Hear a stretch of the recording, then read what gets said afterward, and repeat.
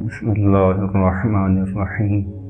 اے صاحبان علم و بصیرت، قرآن ہمیں سورہ طٰہٰ کی آیت نمبر 75 میں ایک بنیادی حقیقت کی جانب اشارہ کرتا ہے، جہاں کامیابی کو ایمان اور عمل صالح سے جوڑا گیا ہے۔ مگر سوال یہ ہے کہ عمل صالح کی بنیاد کیا ہے؟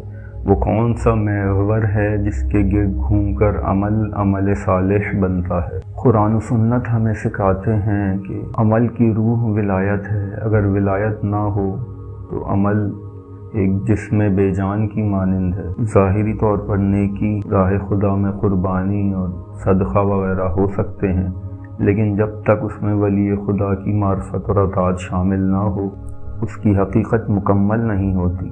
یہی وجہ ہے کہ قرآن و سنت نے قبولیت اعمال کو ولایت سے مشروط کیا ہے۔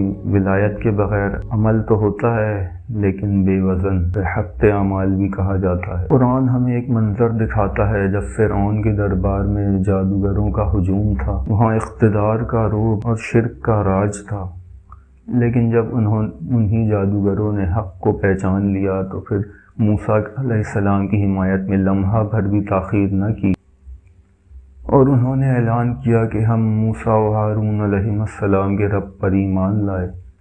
انہیں یہ معلوم تھا کہ اس کا انجام کیا ہوگا، اعضاء کا قطع ہونا، سولی پر چڑھا کر قتل کر دینا، لیکن جیسے ہی ولایت کا ادراک ہو گیا انہیں، اور وہ اسی لمحے بلند ہو گئے، اور ان کا مقام فرعون کے دربار سے نکل کر تاریخ ہدایت میں ثبت ہو گیا۔